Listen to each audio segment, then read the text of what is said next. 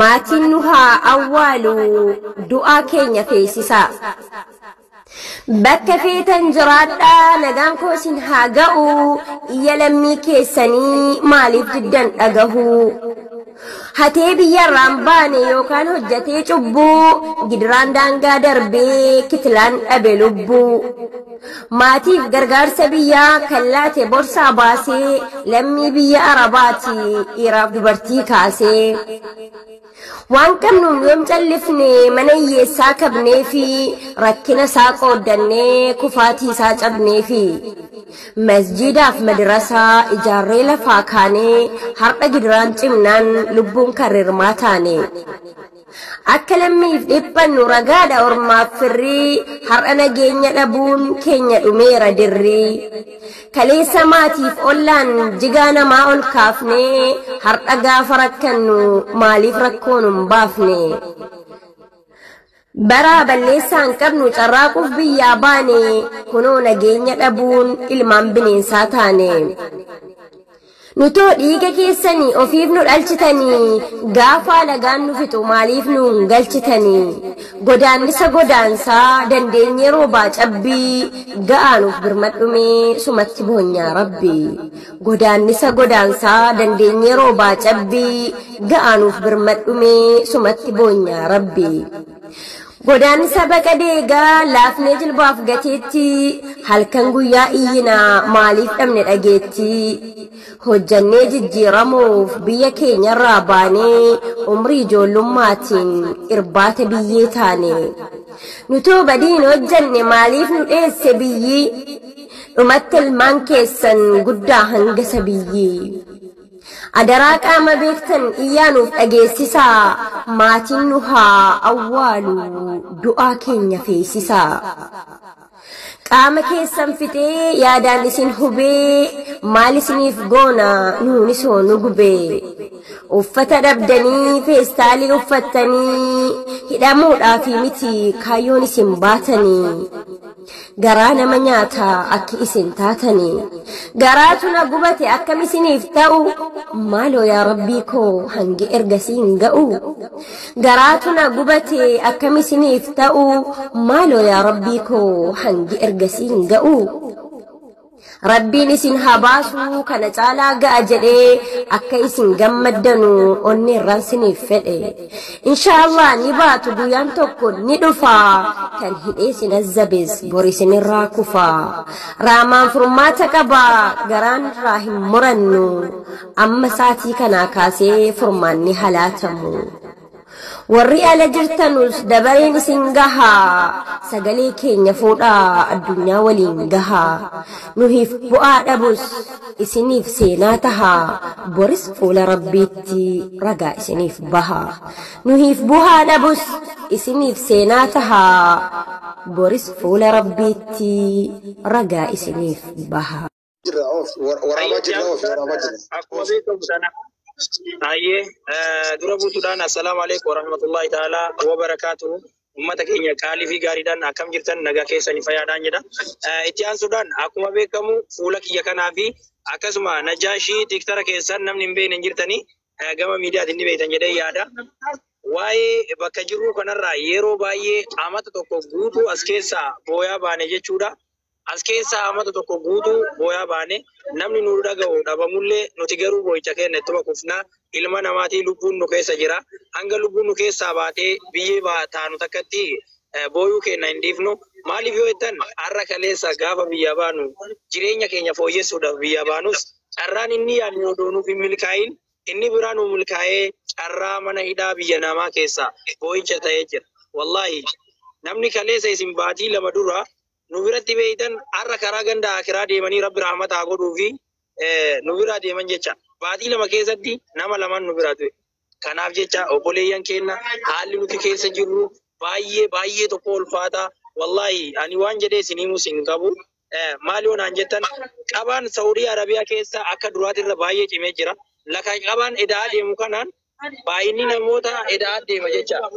Baay'inni namoota edaa deema. Gaafa baay'inni namoota kunee ta'ee dhukkuba adda addaa baay'ata akkasuma immoo tuyyuu dhibee ho'isisaatii fi dhibee hasaasiyyaa akkasuma dhibee sombaa wallahi ilmi namaa rakkoo keessa jira jecha jaarsa yeroo hunda yoo gaafa nuti yaada keessa seenne hadiisa nu himee qalbii nuti nu bira gara fuula rabbii deeme jecha ilma waxaatii akka kennaa qeerroo akka kennaa urmiin isaa waggaa 25tti eengada nu bira rahmata ta'e jecha rabbi rahmata haa godhu kanaaf jecha obboleeyyan keenya gaafa dhumne walii boorra har'a sagalee nuuf ta'a. Hundumti keessanuyyuu sagalee nu ta'utti hin jirtan. Mootummaa jechaan Abiyyi Ahmad qofa odoo hin taane mootummaa jechaan uummata kana. Kanaafiyyuu uummata keenya nuti nu sina.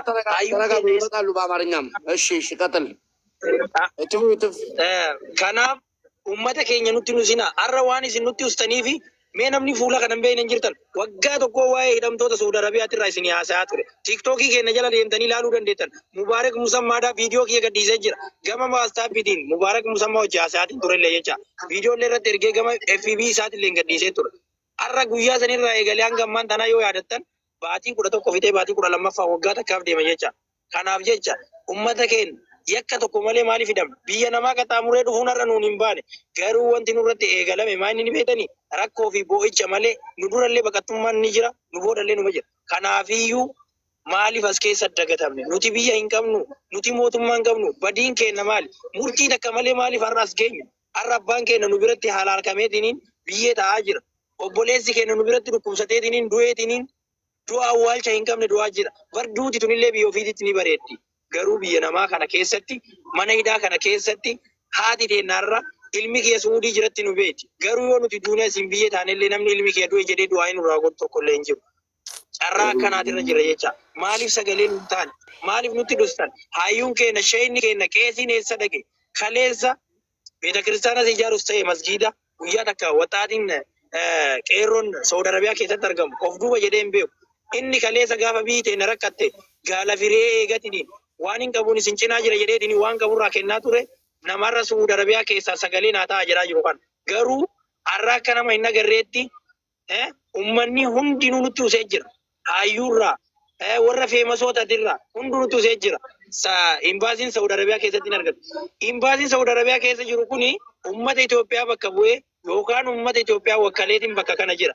Imbaasiin kun rakkoo nu furuu odoo hin taane artistii adda addaa wal affeeruudhaan koonsartii godhataniitiin nuyi asii beela'aa jiru, nuyi asii rakkoodhaan cinqameetiin iyyaa jiru. Isaan ammoo artistii adda addaa wal affeeranii maqaa keenyan kursii qabatanii asii artistii wal affeeraa akka fedhan ta'aa jiran jecha biiraa garaa guuttatanii. Nuti garuu as keessa halkaniif guyyaa iyyaa jira. Beelaan cinqamne, dheebuudhaan cinqamne, namni bishaan maalii dhugaa jira? Bishaan shintimeetii dhugeetiniin shartatteedhaan shintimeetii keessa sa'aat akka sa'a lama dhaabbachaa jira jecha. Dhukkuba cittoodhaan of hoogaa jira. Huccuu takka waggaa takka uffachaa jirraa bara. Huccuu takka waggaa tokko uffachuu jira jecha. Namni akkamitti huccuu tokko waggaa takka taa'aa? Obboleeyyan keenya yaaddanii jirtanii nutiin dhiiraarra dhiirummaa dhabnee bu'aa jira. Garuu osoo warri dubartiidhaa mana hidhaa keessa jiran carraa miidiyaadhaa argatanii as ba'anii isaanoo akkamitti dubbatan? Nuti dhiirummaa keenyaan odoo hin qaanfatin sooshaal miidiyaa irratti as baanee himimmaan haqachaa jira. Nutiin dhiira wanti caaleen jiru. Dhiirummaa teenya dhabneetiin sooshaal miidiyaa irratti as baanee har'a akkatti bo'oo jirru kuni osoo carraa kana dubartiin argattee as baate maal isinitti fakkaata? Yaaddanii har'a dubartiin waan tokko isii barbaachisa. Dibata isii barbaachisa. Saamunaa isii barbaachisa. Kun hundi irraa hafee dhukkaa'anii xurii baatii isaanii feestaalaan hidhachaatiin jiraachaa jiran jecha. Maaliif akkas garaa walitti jabaan? Zamana akkam keessa jirra? Rakkoon keenya maali? Barnuti siyaasarraa bilisa. Siyaadhaa bakka kanatti hin dabne. Yakki keenya jireenya fooyyessine kunnee baanee kana keessatti akkanatti hidhatamaa jira jecha. Mee TikTok illee naqabaa jira. Tabtab godha. TikTok illee naqabu jira. Tabtab share godha. Namni illee gadi bu'aa jira. Kanaaf jecha rakkoon keenya uummata keenya baay'ee itti kufee jira. Kanaafiyyuu sagalee nu ta'a. በአማርኛ መቀጥላለሁ። ሰገሌ እየደገው ጅርተኒ በአማርኛ እያሉ ነው።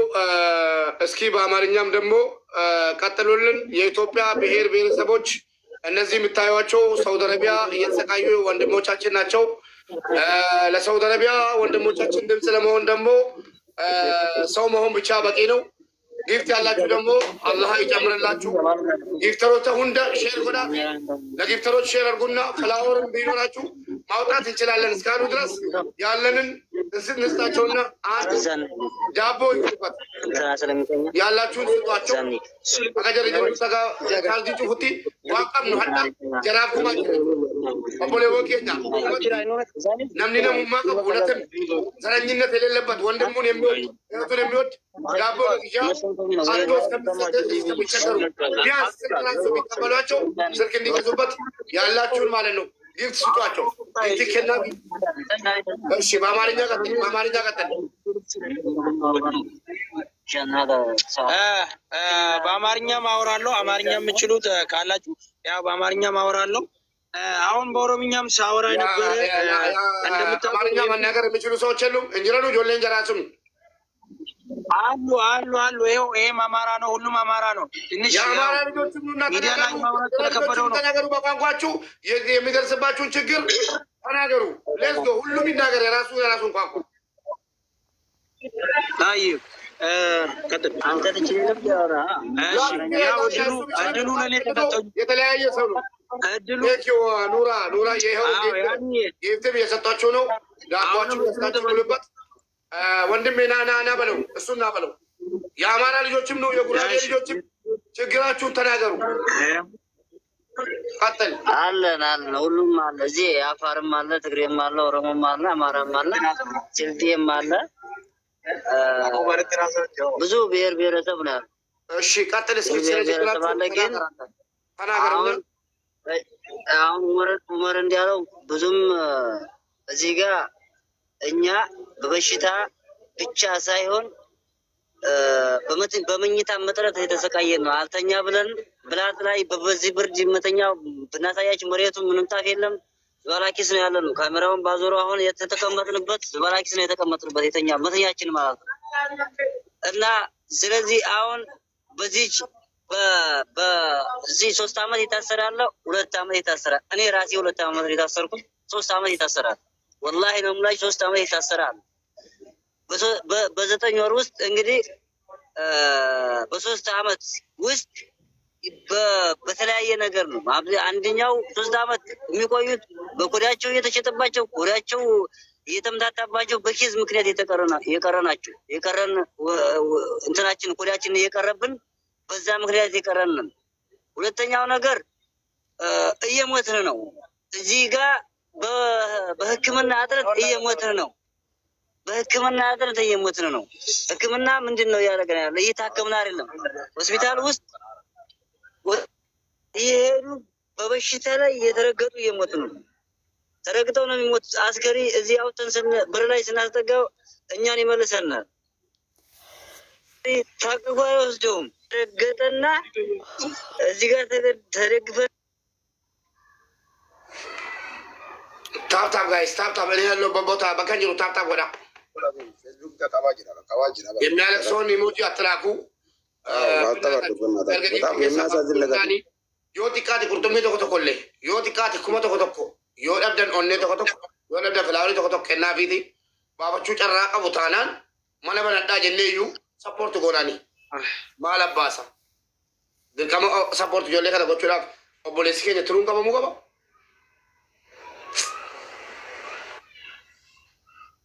wallahi networkiitu qabaa jira ezadi mana yaartaati rambaane ruman jira ezadi mana yaartaati malooto maalo allo yedam nagawtiin jira mube alwataan maalla qatal balo wala wala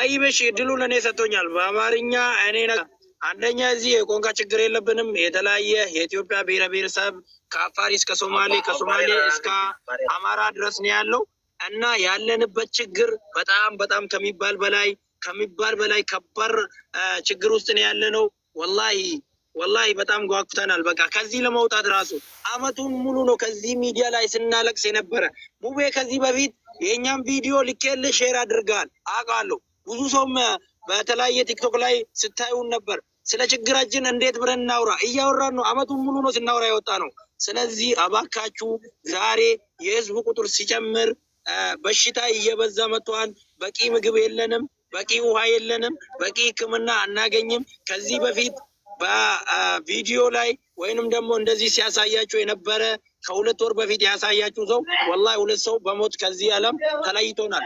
ትላንትና ከሁለት ወር በፊት አብሮን የነበረ የ50 ዓመት ባለጠጋና የ25 ዓመት ወጣት ልጅ ሞቷል። አንዱ ሕክምና እንደወጣ እዛው ሞቷል ተብሎ ከዛ ከውጪ ሰው ተደርጎለት ሙቂም ተደርጎለት ሂዶ ሲያይ ተላጃ ውስጥ ተደርጎ ተገኘ። ስለዚህ እኛ በኢትዮጵያነታችን ለምን እንሰቃያለን? ችግር የለብንም። የኛ የሲያሳ ወይንም የፖለቲካ ፓርቲ እኮ አይደለንም። ህይወታችን ለመቀየር ወጥተን የሰው ሀገር ላይ ለምን እንደዚህ እንሰቃያለን? ይሄ ሰፋራ ወይንም ይሄ ኤምባሲ ማን ወክሎ ነው እዚህ ቁጭ ካለ? በእኛ ካልሰራ የኛን ችግር ካልፈታ ማን ወክሎ ነው ጠረጴዛውን ይዞ ቁጭ ያለው? ዛሬ ይሄ ቁጭ ያለው እኮ በእኛ ስም እዚህ ቁጭ ብሎ የራሱን ሆድ እያሰፋ እንጂ የህዝቡን ችግር እየፈታ አይደለም። የተለያየ አርቲስቶችን እየጠሩ ኮንሰርት እያደረጉ የሪያድ ኤምባሲና የጅዳ ኤምባሲም ሲያስጨፍሩ ነበር። እነሱ ለማስጨፈር ነው እንደኛ ወክሎ እዚህ ጋር ቁጭ ያሉ። ስለኛ ላይም ስሩ እንጂ እኛ እናንተ ወንድም ነን። ግን በእኛ ላይ የጨከናችሁ ዛሬ ለኛ የሰጠ እድል ለእናንተም ቀን አለውና ለእናንተም ይደርሳል። ይሄን እንዳትረሱ አባካችሁ። ሌላ የሶሻል ሚዲያ ባለቤቶች እንደ ሙብዬ ታላላቅ ፌመሶች ምናምን ድምታችን ሼር በማድረግ ተባበሩን።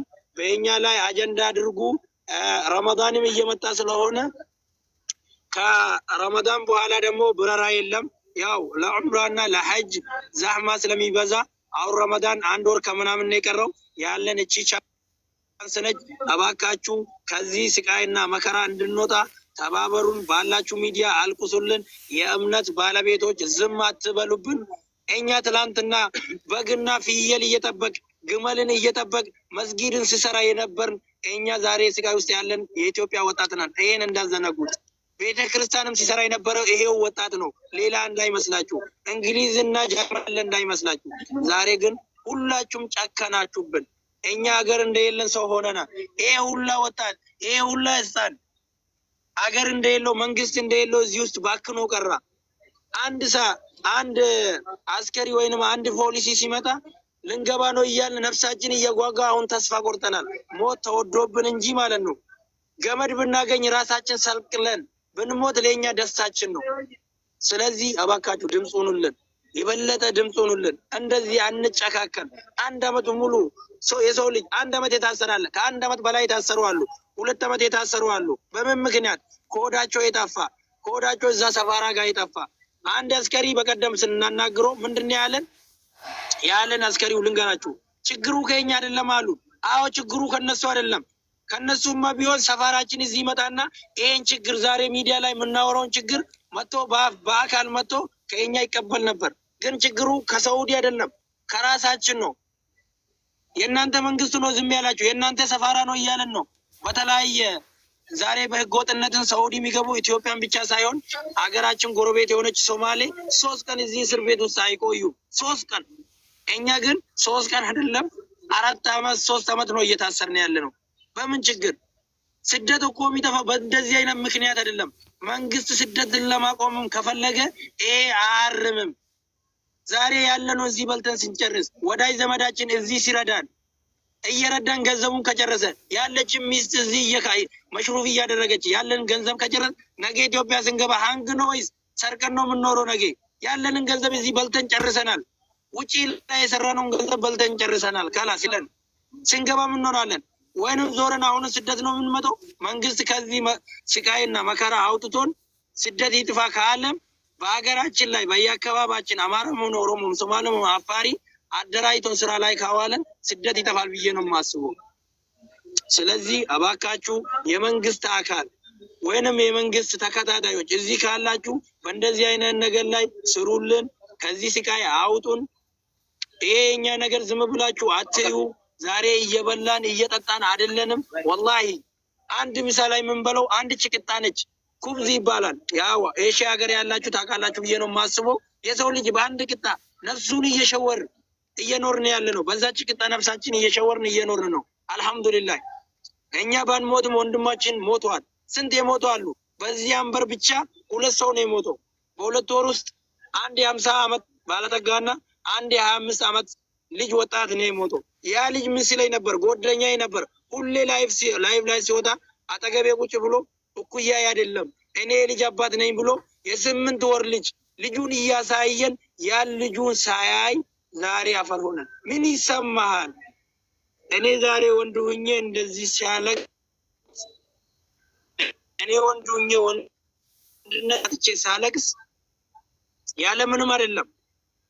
አንድ ሴት ወይን ሚዲያ ላይ ይሄን እድል አግኝታ ብትመጣ ከእስር ቤት ብታዳምጡት ወይንም ደግሞ በሆነ ቻንስ እዚህ ቢመጣ ምን ብላ ነው የምታወራው? እኔ ራሴ ወንድ ሆኜ እንደዚህ የሚያለቅሰው ሴቶችስ በምን አይነት ሁኔታ ውስጥ ነው ያሉት? በምን አይነት ኑሮ ውስጥ ነው ያሉት? እነሱ ከኛ ይበለጡ ይቸገራሉ። ስለዚህ እባካችሁ ድምጽ ሁኑልን። የተለያየ ቪዲዮ በቲክቶካችን ላይ አለ። እዛም በመግባት ሼር አድርጉልን። ከናፍ ኡመተ ኬኛ ሰገሌ ኑታ ወጋሌላ ባፋራ ባባኔ ፉሉ ኩሊሲኒ ፋራ ቪዲዮ አንዱራ እስቲ ባፋራኛ ከናፍ ጀቻ በሌላ ቋንቋ ቪዲዮ የወሰን ነው አታልቅሱ። ቀጥሉ ቶሎ በለው ቻንስ የላችሁ ካርድ እየዘራ ነው። ፖይንቲ ወይ ያለች ሰዋን ከቡ ናይ ኤቢሳ ማጀት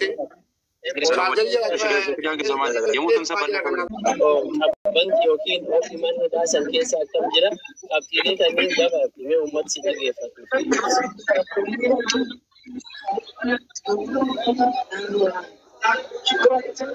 النجانو جري النجانو يبي سامعني بي سكالي تو أشا منيدا كيسانو ميكان قلتو يودندا بكتير وكان سيسا أمتا سبيتي بسا شجور ما ديسي كده نما ميكان منيدا كنا كيسا جبتو إدا يجولي جو وريوا كيفتي كيسا قبل نمو كيفتي بابا تونندي نيانا متكينندي كورغان نيا تونندي نيا بولا جريني يدابو بكيا كالاتو بوشال بولاتو TikTok giftari wadan giftari rakkoon qabu nuti sagalee isin irraa barbaanna malee amma waa'ee giftaraatii miti. Giftari kun immoo akkaantiin kun asitti shari'aan oguu deemte shari'aan baname waan ta'eef uffachuun dhabu. Kanaaf jecha giftari odoo hin taane nuti inni guddaan nu barbaanna. Himbaana jettee naannoo waa isinii darbeen rakkoon qabu giftariin boo miidiyaan kun wanta adda hin baasu. Kole intilana kenni man makasa afani na kenni jette madam warabanna. Puli ke sara ko gamuti chandra ke sara ko gamuti. Puli ke sara ko gamuti.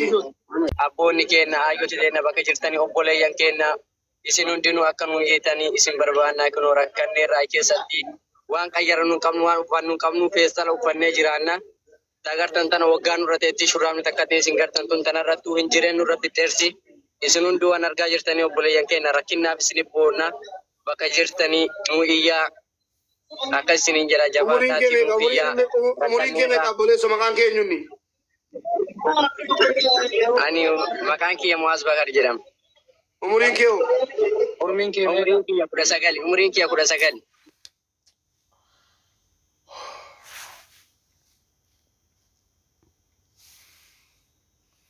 أنا أتحدث حبولي دين تماي على قال دينا نومين كي بارو دينا دي حبولوك ده كمرة حسب دين تماي قاعد أنا ماي توبلوك معتو بقيو عندنا تجاني كيدين دولات توبكتني إن باس محاتي بنيكيا إننا من درسين عندنا عندنا تجاني له محمد ديرو محاد الله كني معدانا إن باس محاني ما يبلا لقيتنا شمس حاسب لكني مسبتي نه حتى نسي للسر معتو بقيو.